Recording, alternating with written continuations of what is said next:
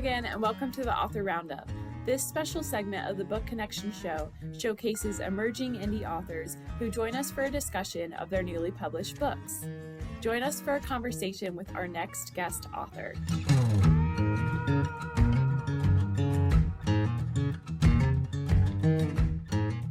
Today I have author Stephen Leston. Dr. Stephen Leston serves as a vice president of training at To Every Tribe, a mission agency dedicated to equipping and deploying missionary teams to establish churches in complex and unreached regions around the world.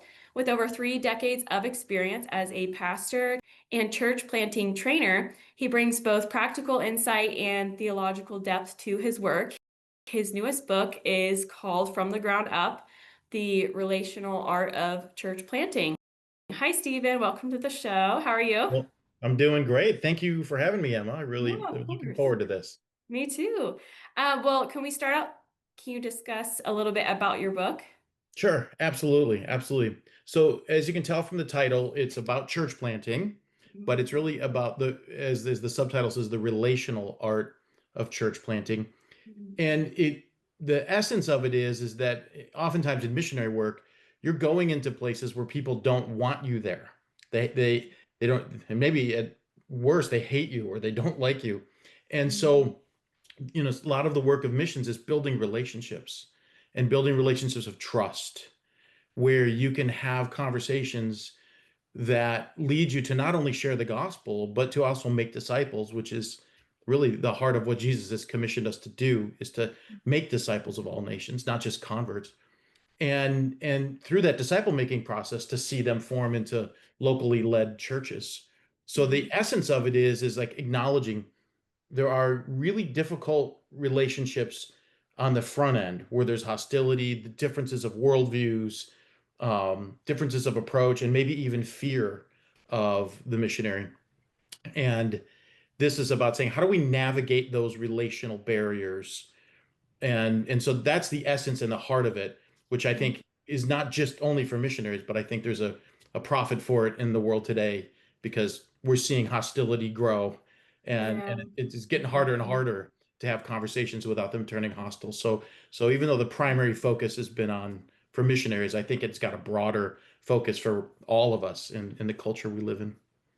Yeah, I think that's cool that this book is, like you mentioned, like about the process and the communication and diving into like relationships before establishing, the churches. I think that's really important, and I think that's great that you focus so much on that part.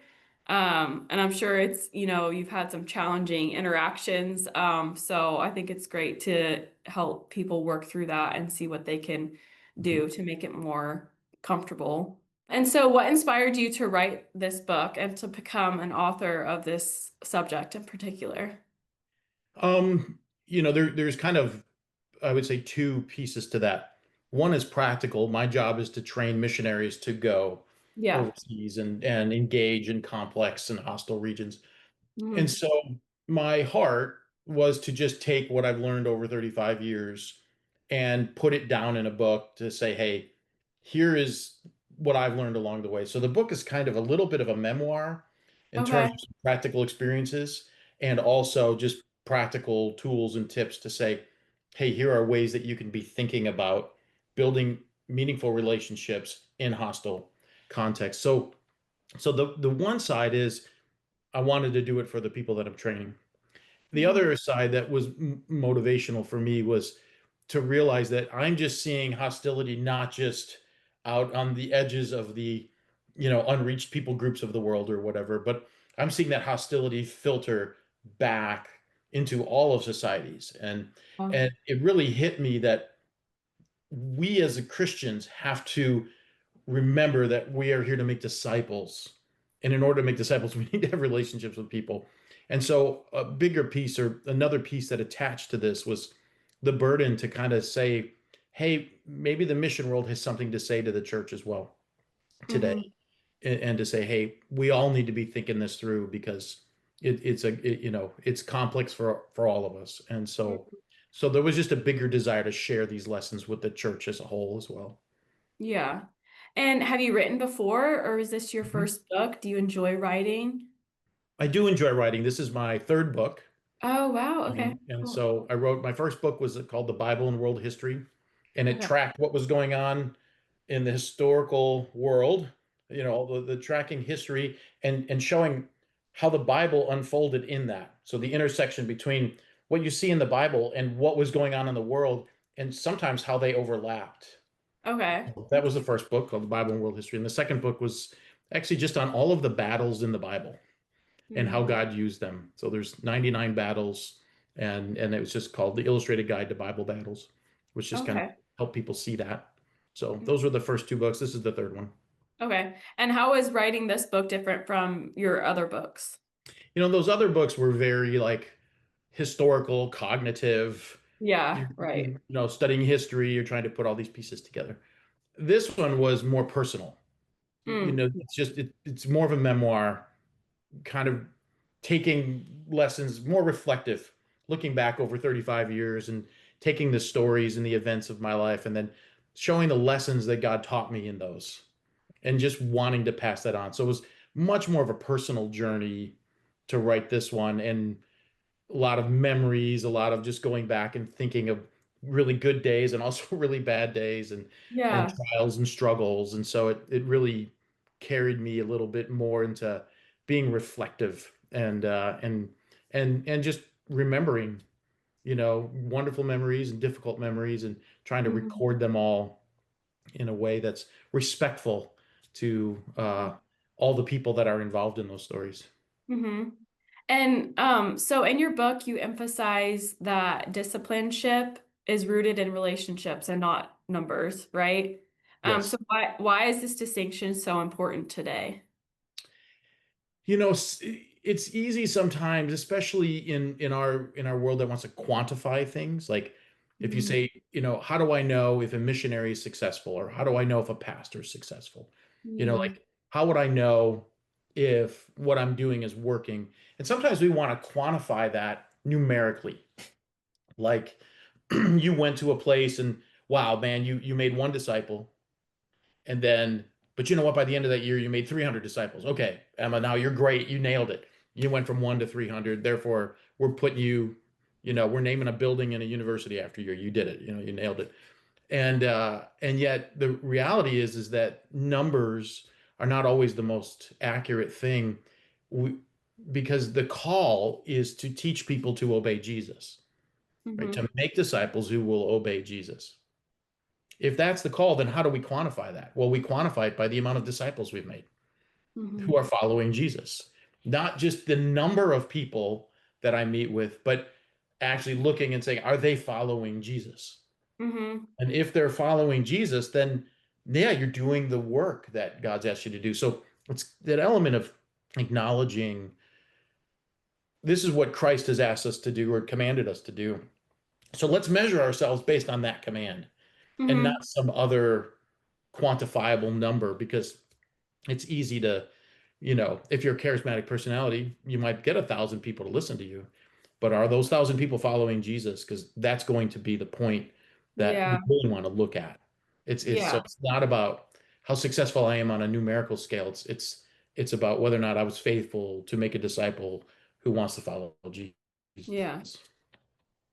And do you see that a lot within these groups that focus on quantifiable disciples, Mhm. or how did that Yeah. become like the perspective that was lost, I guess? There's probably a lot of different reasons why, but Mhm. I think fundamentally it's easier to create a simpler scale of success, right? To be Hmm. able to say we had we met with one person and then we met with four people, then we met with eight people, then we met with 10 people. There, that was successful because that's an easier number to gain, right? Yeah. It's easier to Yeah. get people into a room. I mean, I can get a lot of people in a room if I give out a free car or something like that. And so it's easy to get people into a room depending on what the offering is. And so I think sometimes when it comes to organizations or ministry, sometimes money is based on how successful you are. Like you want to write a, if you're a missionary, you want to write a letter back home saying, "Hey, it's working," and so sometimes there's that pressure Yeah. that your salary is based on your performance. And so if you're not performing well, are you going to lose support or things like that? So I think fundamentally there's a lot of practical realities and pressure to create a success number based on just simpler goals to achieve rather than how many people are following Jesus. And that's a longer process. I Yeah. mean, that could take you 3 or 4 years to really get some kind of rhythm going in a place. I heard one missionary say to me one time, he said, you have to measure mission fields in generations. Sometimes you might say this is a 3 generation field or a 4 generation field. And his kind of point was making disciples is long, hard work. And Mm-hmm. and so but we really all should be looking at that. How faithful are you to the work of making a disciple, not how many Yeah. numbers can you show at the end of a year? Yeah. Yeah, that makes sense. Yeah. And so how did your own experiences as a pastor and missionary shape the insights in your book? Yeah, so a lot of that is, when you're young and you go into ministry, you have this idealized version of what it's going to be like. We probably do that in every job, right? You can't Hmm. wait to do this job, and then you discover that those expectations or ideals are not right. And so, Yeah. the problem with dreams is that they're always perfect, right? So, like whenever you're dreaming about something, you don't get up in the morning and say, "Man, I'm dreaming about the day my car breaks down and I'm left stranded on the side of the road." It's like we don't dream like that. And Yeah. so, when we dream about something, we have a certain expectation. And I did that. We all do that. And you enter into ministry and you realize this is a lot harder than I realized, and it's way more complicated. And what it did in terms of dealing with it both locally, like in my own culture, and then globally in the mission world, is to realize it's hard everywhere. It's Mm. just hard Yeah. everywhere. And it forced me to have to go back to scripture and say, what is it that I'm doing? What is it? I want to get away from, as someone said, the ABCs of successful ministry: attendance, buildings, and cash. I want to get away from that and say, what is the heartbeat of the mission? What is it that God's asking me to do? And then how do I do that? So my own experience just the struggles of shepherding people, loving people, making disciples, pastoring, both locally and globally, kind of just allowed me to experience those same struggles and being where I'm at in this season of life. Wanted to say, hey, next generation, as you come along, hey, here are things that I wish I would have known Yeah. 35 years ago. Yeah. Well, it seems that you're really good at, refocusing on, your perspective on what you're actually, trying to do. And I really like that, about your work. And I feel like obviously in your book, it's a memoir, so you touch more on that in your book. But how can churches avoid focusing too heavily on these things, like you mentioned, the ABCs or the buildings, the programs, attendance, um, and instead measure impact through relationships? How can they avoid that? Yeah. One thing that I think is that um, it's realizing what is the tool and what is the end. Okay, so Mhm. what I mean by that is, I oftentimes like to say it this way. This is a bit heady of a way to say this. What is the tool and what is the telos? Now, here's what I mean by that. Telos is the Greek word for end, but what it actually means is like purpose. Like, Mhm. what is the telos of a hammer? To hit nails. Like that's its intended use. Mhm. Sometimes the tools become the end. Like, we're going to have a discipleship program, so everybody come Tuesday night. Well, that's a tool, right? And so come Wednesday night. I'm not shooting that down. Do that. Mhm. But the fact that they showed up is the tool. The Mhm. end should be a disciple. But sometimes it's easy to make the tool the end.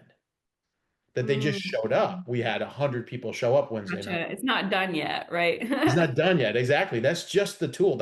It would be like if you said, "Hey, are you a construction worker?" Yes. okay, can you come and fix my house? I come in and then I just lay out all my tools. I say, look Mm-hmm. at all these tools I got. I got all these phenomenal tools. Look at them all. And and you go, great. Are you going to fix my house? Well, just but look at my tools.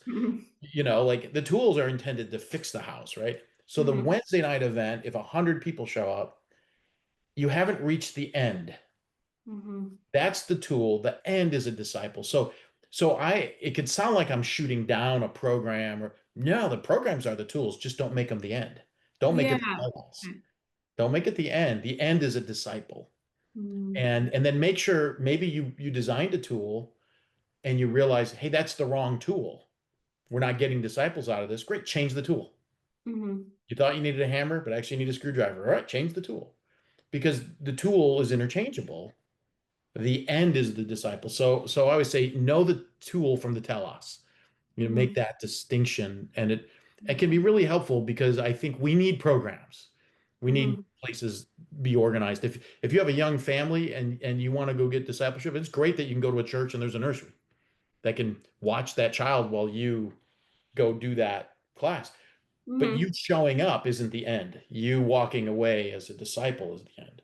And Mm-hmm. so let's have as many tools as we can, but let's not make them the telos. Yeah. Okay. Yeah. I like the way you phrased all of that. That really puts in perspective about what you're speaking about and what you want to get across. So you've served in very complex, diverse, and sometimes you mentioned hostile environments. What have you learned about overcoming certain barriers that come with missionary, in the beginning Mhm. phases of getting into these, certain groups and, areas? Yeah, one of the big things that I've learned is that I've actually learned an element of community that I didn't really understand before until I got involved in ministry. But when you talk about like engaging a community, whether it's a unreached people group or your neighborhood, Mm-hmm. we can look at different elements of the community. But the big lesson that I've really learned is that one of the things that defines a community is a shared solving of problems, meaning Mm-hmm. communities solve problems together. We have a lot of kids, we need to put an addition onto the school, right? Mm-hmm. There's the problem. We have more kids than can fit in our school building. So let's raise some money and let's go ahead and build a wing, or we need more roads, or we need more police officers, or we need another fire station. We're solving problems together. Like that's what communities do. One of the things that hit me in terms of being engaging people is to enter into the space of problem solving. Mm-hmm. Enter the community, say, what is the problem I can solve? Rather than saying, man, I want to get here and like say, hey, look, this table has four legs. Do you know the four spiritual laws? Like, rather than trying to force a conversation before there's a relationship, maybe Yeah. step into a space and say, what is the problem that's in this space? And what we have found in the mission world is that you can walk into a community and they don't know you. Mm-hmm. You can maybe say, hey, I want to help them solve a problem. Because when you help solve a problem, you become part of that community. Mm-hmm. If you were sick and you couldn't get food and your neighbor comes along and says, well, let me go to the store for you, I'll buy you some food, and they bring the food back, they're now involved in your sickness because they Mm-hmm. solved a problem with you. And now we're starting to talk about relationships. And so one of the things that really hit me was the value of first asking, what is a problem that this place, community, neighbor, person has? And how can I be part of solving that problem? Because when you solve problems together with people, you become part of the community. And then Mm-hmm. when you're in the community, you have a seat at the table now. You have a reason Mm-hmm. to be there. And that was really a big thing that really drives this book. In fact, one of the early chapters is we call it Arrival. And it's a very long chapter. It's probably like the longest chapter in the book because it's about solving problems. It's about entering into a space and saying, once you're in that space, everything else starts to happen much quicker Mm-hmm. and more quickly. And when it's happening at that pace, then because now you're part of it. And so we talk about that. That's a big lesson I've learned. When I meet somebody, is there a big or small problem? Can I hold a door for them? Can I hand them a napkin? from a little problem to a big problem? Mm-hmm. Can I be in that space?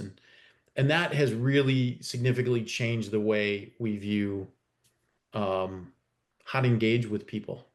Mm-hmm. From seeing my neighbor, his car won't start, to run over with my jumper cable, say, "Hey, you need me to jump your car?"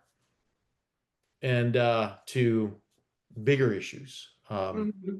I think that's a real key thing. And the big, and I'll land the plane here with this, that the big key was that when you solve problems, you enter into community, Mm-hmm. because that's a key definer of what a community is. People who solve problems together. Yeah.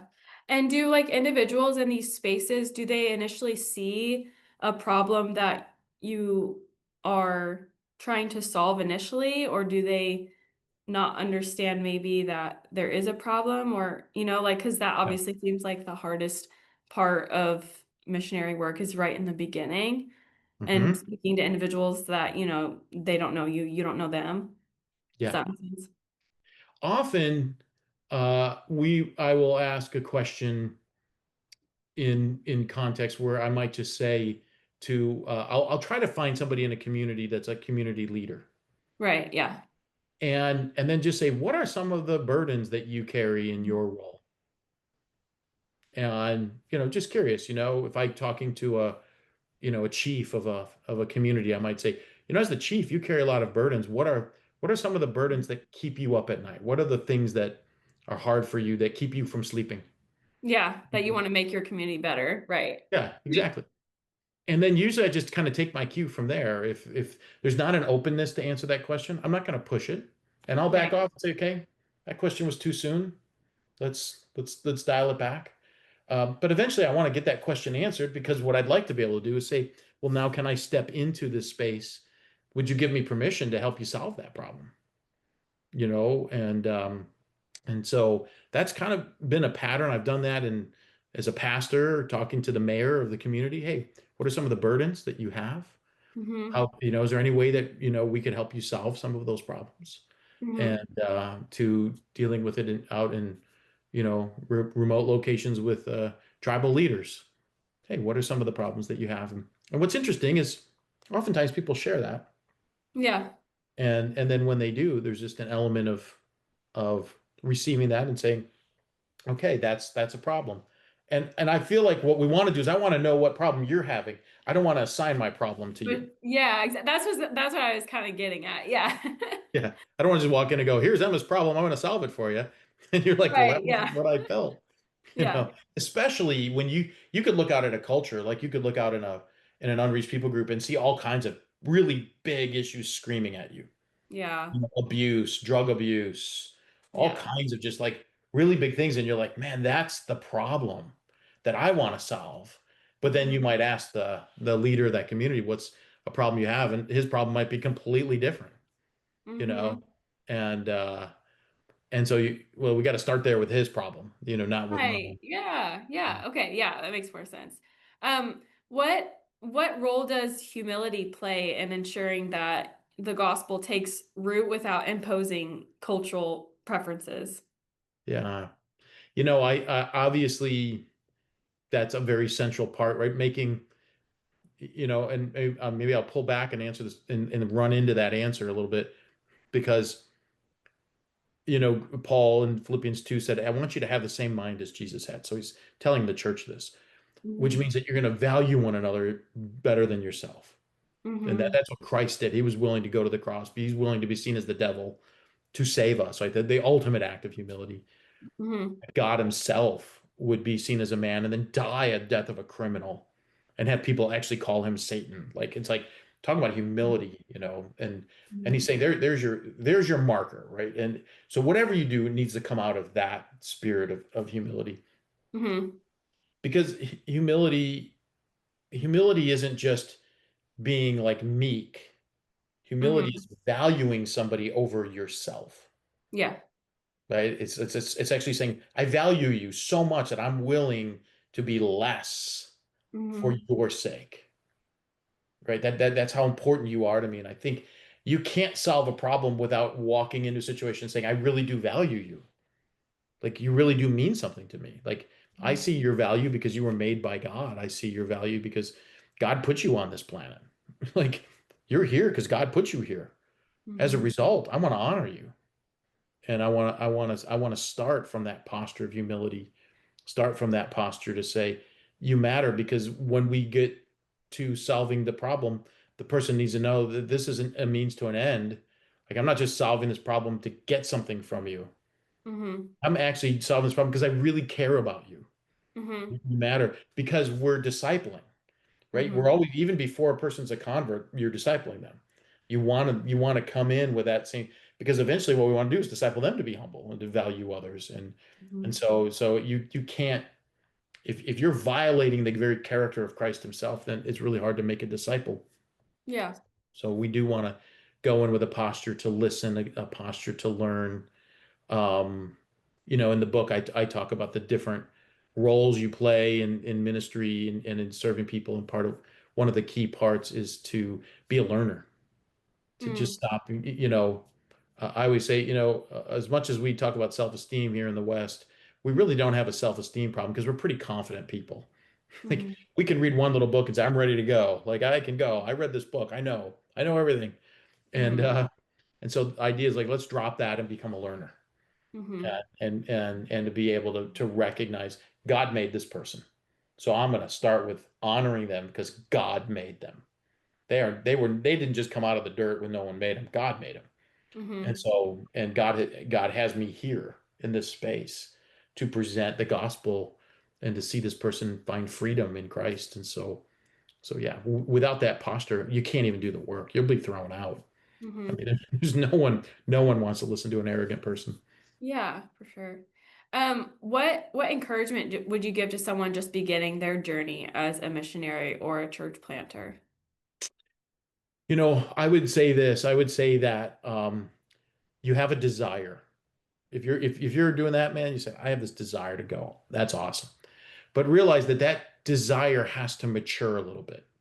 Mm. That desire alone can't carry the day. That you need that desire matured, and the only way to get to mature is to have other people who've done the job help shape you. It's why Mm. we train our missionaries before they go. We want you to let's mature that desire. We're not trying to kill the desire, but we want to see it be able to withstand the pressure of ministry. Mm-hmm. Yeah. And so what we're going to do is we're going to help prepare you. We're going to guide you along the way, give you some steps and tools because that's a very critical part of the journey. And so I would say, man, immerse yourself around veterans, people who have done this job. Mm-hmm. Yeah. And then the next step is to realize that you are a part of the extension of the local church. So do you love the church? There's a lot of people who go into missions because they're frustrated with the church. I'm done with the church in America. I'm out of here. Yeah. And you can't do that. It's like working at a coffee shop, but you hate coffee. You know, Yeah, I was gonna say, oh, you that's know, if you interesting. don't love the church, Oh you my shouldn't be gosh. on mission because this is what this is ultimately ending in, is Christ is building his. Wow. And so do you love the church? And is that seen by the way you treat the church and the people in your church, by the way Mm-hmm. you talk about your pastor, all these kinds of things. So you want to surround yourself, you want to make sure that you got, mature missionaries guiding you and maturing your desire. And you also want to be connected into and with a local church. Mm-hmm. And to make sure that you're loving the church and serving the church. And then when those that are training you and helping mature your desire and the local church all are in agreement, man, hey, it's time for you to go, then go and be released with them. As Paul said to Timothy, we laid hands on you, like you were commissioned to go Mm-hmm. out.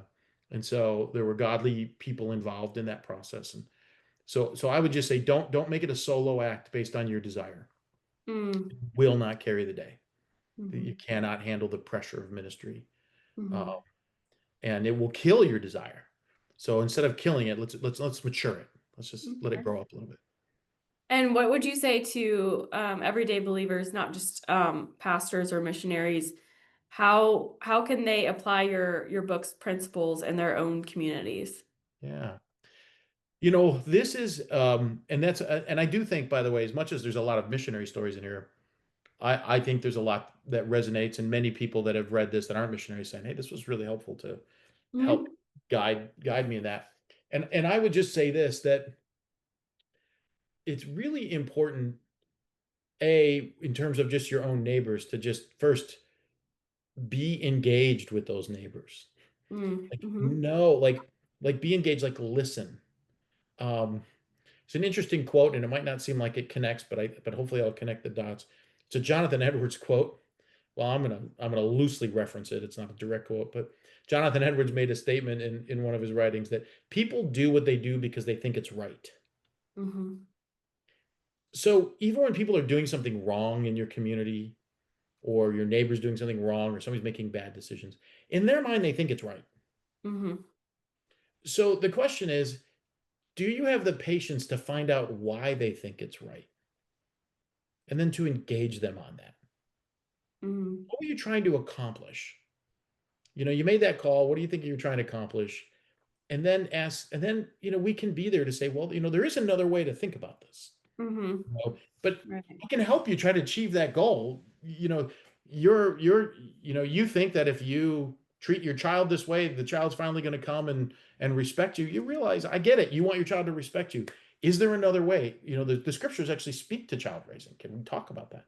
Mm-hmm. But I want to help you achieve that goal, because, as Jonathan Edwards said, people do what they do because they think it's right. Yeah, yeah, But oftentimes they're doing wrong things, but in their mind, like, oh, I'm justified in this.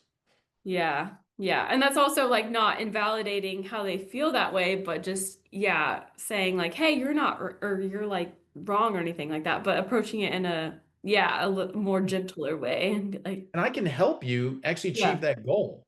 The yeah. Bible actually, and I've had this conversation with many people. The Bible speaks to this directly. It will give you another way than what you're doing, Mm-hmm. but it actually works. And this is where we get to bring the conversation to Christ, to his work on the cross, his humility, his forgiveness, all of these incredible things that we learn about God, Mm-hmm. and to have this meaningful conversation, because we've recognized, hey, um, you're trying to achieve something, but that end that you're trying to achieve it with is the wrong path. Mm-hmm. And you know the not in the scriptures, when they talk about the knowledge of good and evil in the Garden of Eden, the knowledge of good and evil basically means that's the side of God where he determines what's right and wrong. Mm-hmm. Right? So the knowledge God has the knowledge of good and evil, which means he says this is good, this is evil. He's discerning between the two. What Satan was saying to Adam and Eve was, you should determine what's right and wrong. Mm-hmm. You should do this on your own. You don't need God. You have the capacity. And so when Adam and Eve started doing this, God recognized that. He says, well, they now have the knowledge of good and evil. What he's saying is they're now using this skill, but we were never designed to do that. We were designed to listen to God's definition of good and evil. Mm-hmm. And so the fundamental reality is all of your neighbors around you are the one they're trying to decide what's right and wrong, Mm-hmm. but they're doing it without having the righteousness of God within them. So they're Mm-hmm. generally making a lot of poor decisions. Mm-hmm. And so what I want to acknowledge is, I get it. You're trying to talk to your spouse, or talk to your child, or talk to your boss, or deal Mm-hmm. with something going on in the school. But because you're deciding the right and wrong way, you're probably doing it wrong. Mm-hmm. And so Yeah. what we want to do is say, no, God is the one that holds the knowledge of good and evil. He's the one that's going to tell you how to engage that. And Mm-hmm. that's really the heartbeat of like listening, engaging, and then trying to help people solve those problems by bringing people back to Christ and the Mm-hmm. wisdom of Christ. Okay.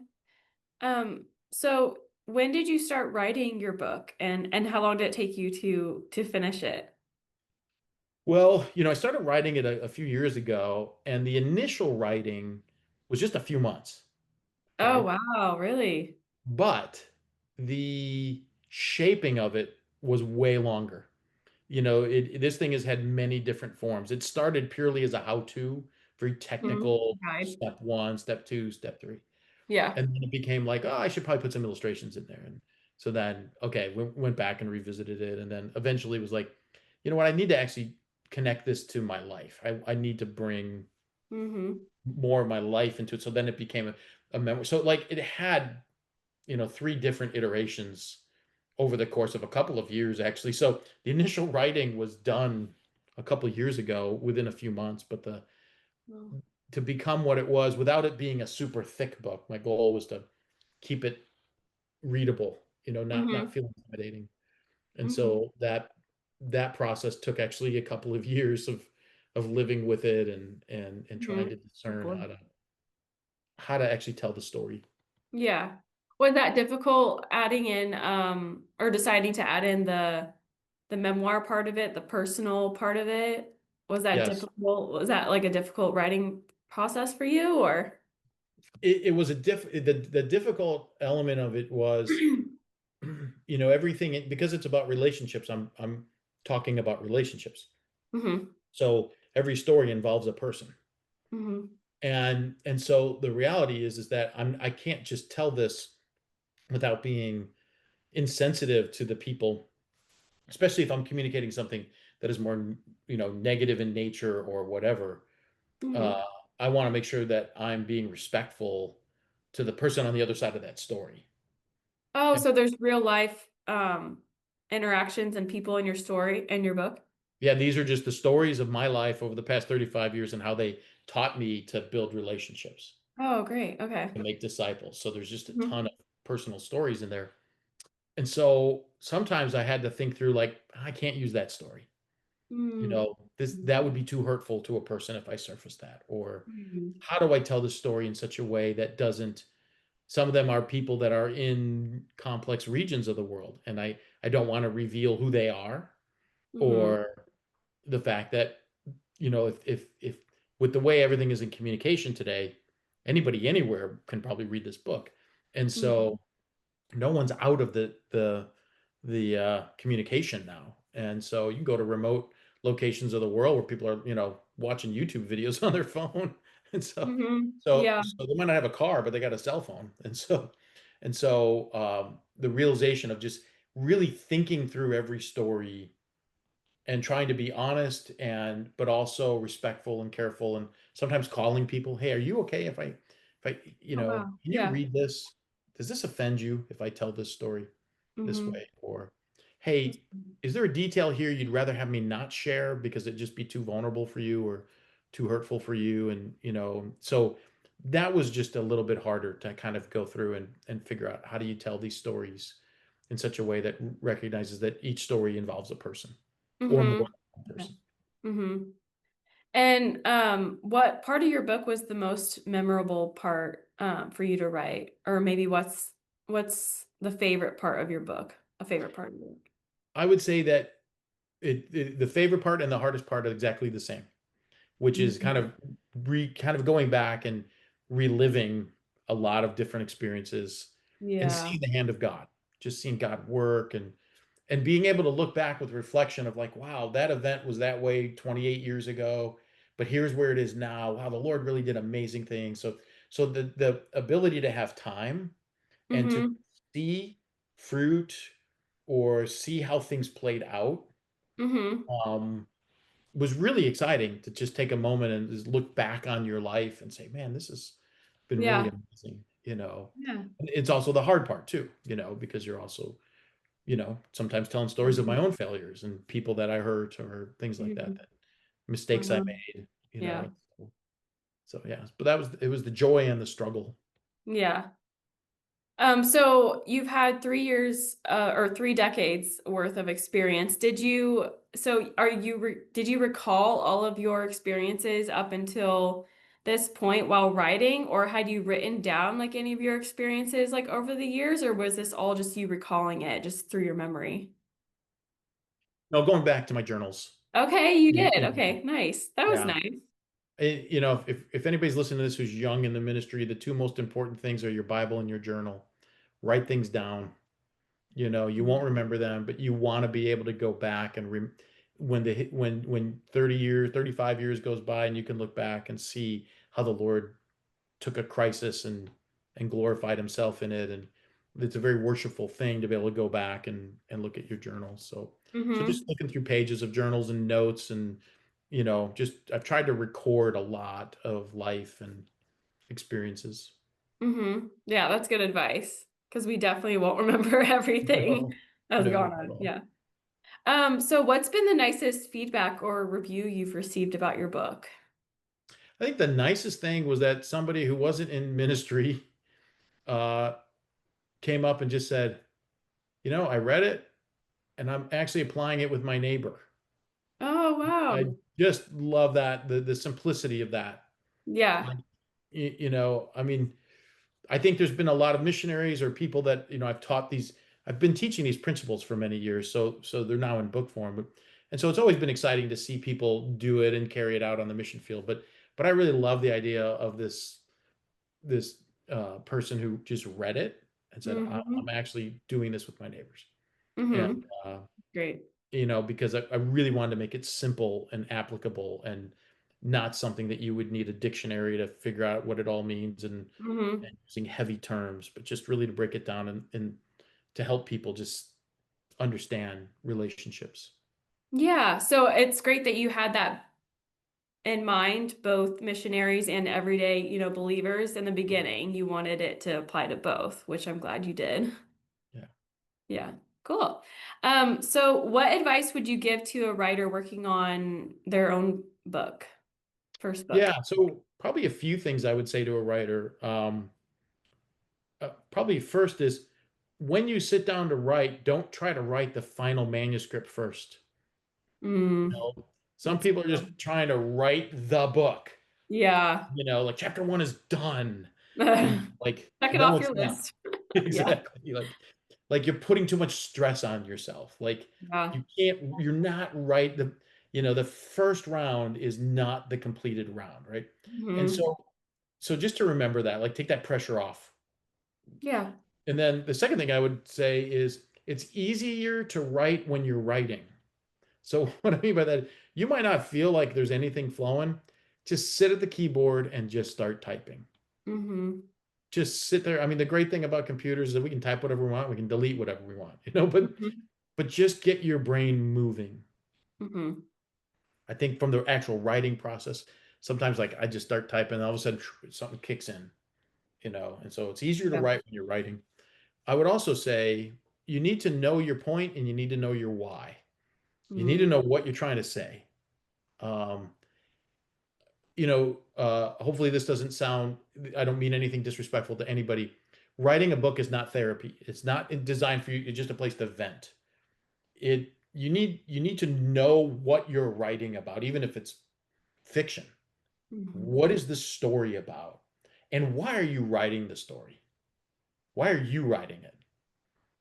Like why would I write this book? Like Hmm. and I need to know that answer.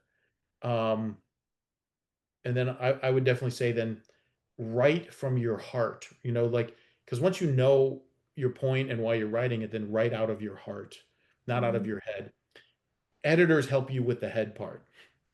You just write from your heart. Hmm. Then my final piece. Yeah, I feel like you got to say this today. Do not start with AI. Do not put a Yes. theme into AI and say, give me 5 chapters on this theme. And the Yeah. reason why is AI has no True. heart. Yes, you're so right. I haven't, It, yeah, no one has said that yet, but that's so true. yeah, Yeah. it has no heart. So it cannot help you. It, Yeah. it, it cannot help you. And if you follow it, you're going down a path that is divorced from human experience. And people will not relate. It might be academically accurate, it might be grammatically accurate, it might Right. have this incredible structure, but the reality is that people are going to read it and they're going to feel disconnected because you Right. don't, as much, whenever what holds you to a book that you feel Yeah. connected to it. Yeah. Right. But AI has no heart to connect to. So, and I've just seen a lot of people today handing me like, I wrote this essay or whatever, and I can tell it's an AI essay because Oh, yeah. there's no heart in it. Like this is great. Boy, you figured this whole thing out. But you know what? A computer did this. I can Yeah. tell. Yeah. Yeah. Right. It's a tool that will not get you to the end because, especially with like memoirs and, Yeah. fiction, like, no one wants to read something that was written by a computer. And like you said, yeah, it's like, it's not really yours at that point, It's like why you're losing perspective about, like your words versus, yeah, your story. Yeah. Yeah. Yeah. Good advice. So Do you have any personal or professional book goals for the rest of this year? Do you have anything going on goal-wise? Yeah, so this is kind of book one of a three-part book. So Okay, there'll be a cool. there'll be a part two. So this is about like disciple making. The Hmm. next book's going to be more on church planting, like the Okay. actual, okay, how do we form these people into local churches and Hmm. and how do we see those churches kind of grow and become disciple making ethoses that can reach a region, kind of that kind of thing. Hmm. And then the last one is connected to yourself, your own ability to do this. Like, what are the things you should be looking at Oh, in that's your own nice. life? Hmm. Because we've got to come to grips with ourselves as we do this. Like, and so the third one kind of just pieces that all together. And just as a little side note, one of the things that it developed was an assessment of yourself in terms of your ability to engage, and especially engage in complex or complicated or cross-cultural contexts. But I do have an assessment that looks at the 5 areas of your life that will help you do what this book here that we're talking about will Hmm. help you do it. So Hmm. if people want to take it, it's a free assessment. It's on our website, toeverytribe.org, TOEVERY tribe, toeverytribe.org. Hmm. And it's free, and it just kind of shows you the 5 areas that you need to really be looking at in your own heart as you go about building relationships to make disciples and see those disciples follow Jesus. Hmm. Um, and it will help you kind of look at those 5 areas, which I think is really critical because what Hmm. makes some of this hard is us. Sometimes Yeah, we're the right. barrier, right? Hmm. So I would encourage people they want to like take a next step. That is something they can do. It's just called a readiness assessment, and it's Okay. free. There's nothing, you know, you're not signing up to be a missionary by doing this. It's just Yeah, more just a gets you gift. curious. Yeah, Yeah, just to kind of help you decide. if this Yeah, is how for am I you. doing? Yeah. Okay, very cool. Well, I just have one last question for you. And if a reader finishes your book and takes away, one core lesson, what do you hope that is? What I hope that is that our fundamental mission is to make disciples, Hmm. and that this is so important that the Great Commission isn't to make converts, and it's not just to start churches, but to Hmm. make disciples that form into churches, and that disciple making is a relational process, Hmm. and it begins the moment you meet someone. So I realize that sounds like 5 lessons I crammed into one sentence. That's probably what I did, Oh, but I think that's what I want people to really get from this. okay. Very cool. Well, Stephen, is there anything else that you want to mention before we go? I know you mentioned a website that you can share if you want anyone, that wishes to reach out to you. Yep. You can contact me through the website. It's to every tribe, TOEVERYTRIBE, toeverytribe.org. And on there is our readiness assessment and other information. There's some videos that will help you understand this process in the book. And there's a lot of things in there that I think will be helpful for people. And again, if they want to contact me, they can do that through the website. Perfect. All right. Well, thank you so much, Stephen, for joining me today. It's been a pleasure talking with you. Yeah, well, thank you. I've really enjoyed the time. Thanks for the opportunity, and appreciate all the stuff you do, and all the work you do to promote authors and to get their works out. Really appreciate it. Yeah. Yeah. Thank you so much. And we wish you the best of luck with your book and future books as well. Yeah, thank you so much, Emma. Um, and if you would like to purchase Stephen's book, you can head to westbowpress.com through our online bookstore and purchase it there. It's also available on Amazon and Barnes& and Noble. And thank you for joining me today, and I'll see you next time. Have a great day.